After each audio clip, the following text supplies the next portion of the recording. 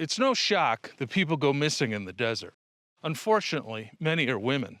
And who could be responsible? Well, it's been claimed sex cults, maniacs, serial killers, even alien abduction. But what if I told you the terror didn't come from up there? It came from down there.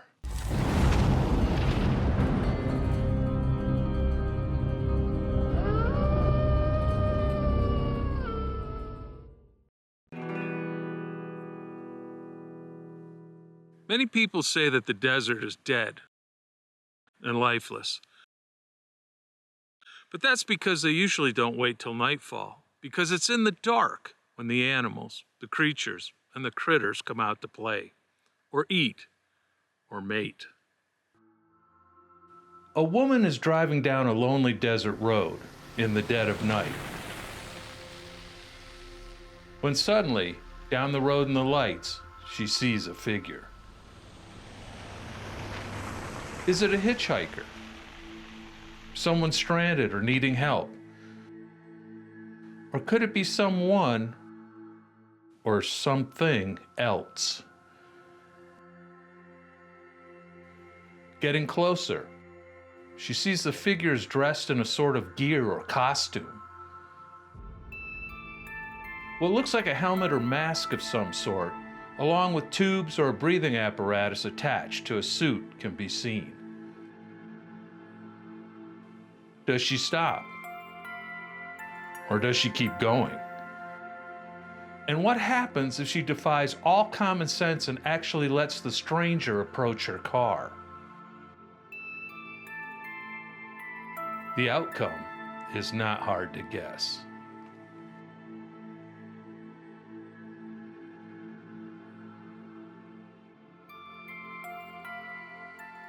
As you know, the desert is a land of extremes. It can be broiling hot in the day, it can be freezing at night, so you better have a good shelter out here.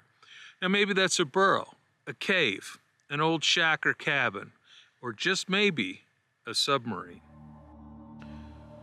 When I say submarine, this is probably what you're thinking. But the idea of humans living underground in the Mojave is not that far-fetched. It's hot. And while numerous desolate settlements and above-ground dwellings can be found, the thoughts of going beneath the blazing surface like a burrowing animal is totally understandable. Accounts are to be found concerning what has been termed the Mojave Submarine, usually a small concrete room or chamber under the surface of the scorching desert and cooled by a water drip or swamp cooler type arrangement. They were popular among railroad and highway workers as they were quick and easy to put down in the remote and far-flung areas where the men had to work. But how did that morph into a bizarre and reportedly deadly subculture of inhabitants out in the desert? When I first heard about it, the stories were that people had purchased large septic tanks and storage containers that they buried in remote areas, outfitted with camouflaged hatches and even periscopes to scan the surrounding desert.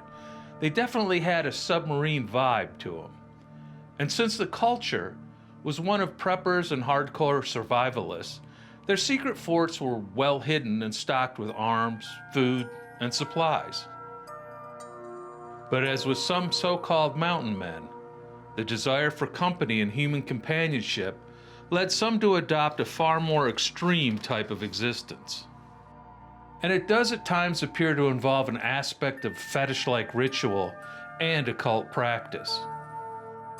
Locals tell of dark nights when some of these eerie characters would roam the desert highways and remote roads looking to abduct and kidnap women before returning to their underground lairs, often using violence and deadly force on the drivers, campers, and solitary hitchhikers unlucky enough to cross paths with them out in the remote parts of the Mojave.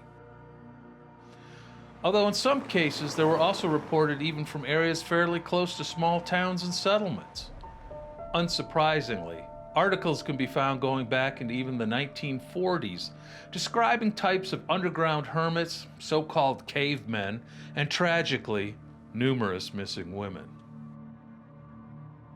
Today, a whole cottage industry has grown up around stories of the missing, along with all sorts of theories for their disappearances and ultimate fate. Most are pretty fantastical, involving everything from UFOs to Bigfoot, but no one can deny that serial killers and their ilk are to be found out in the desert. Just ask this guy. So can the idea of a network of underground lairs populated by solitary and reclusive Mojave submariners be discounted or considered all that crazy? So the next time you're driving down a lonely desert highway at night, and someone dressed like something out of a dystopian sci-fi novel appears in the road, you might just want to keep going.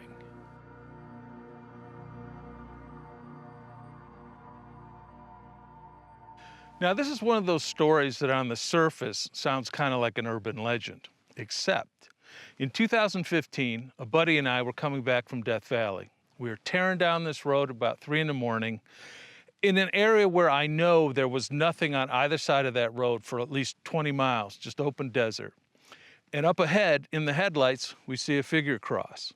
And when we got up to it, it was a guy, a big guy, with a long duster on, these welder's gloves, clodhopper boots, and what looked like some sort of industrial suit or wrapping that went all the way up his legs to his neck.